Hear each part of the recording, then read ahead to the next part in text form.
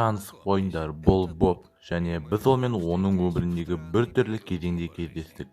Бобтың алдында таң қалтырарлық көрініс ашылды, биік ғимараттың 85-ші этажынан. Бобтың тамашалап отырғаны күннің батуы емес, шыны керек бұл өрттің жалыны. Бәрінен бұрын Боб, есіңе сақта, сенің жақын досың ол су. Ылғал заттар тыныс алу мүшесін көміртек тотығынан құтқарады. Бар жоғы ауадағы 1% Бобта естің жоғалуын 3 жұтымда шақырады. 2 минут аралығында Бобта өлім әкеледі.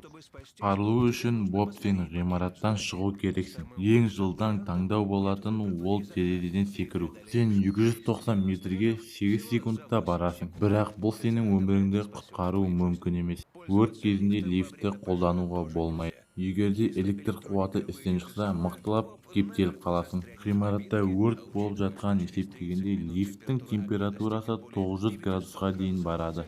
Боб шын мәнінде тірі бүктеліп қалады.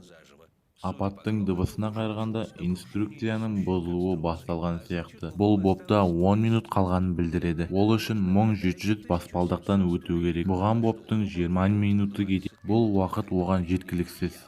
Айтпақшы, бұның жақсы жақтары да бар. Мүмкін осы қирандыларды сенің құрметіне атау мүмкін. Боб, осы видеоны таныс өрт сөндірушіге көрсет және каналға тіркел. Бобқа жаңа эксперименттерді өткізіп алмас үшін.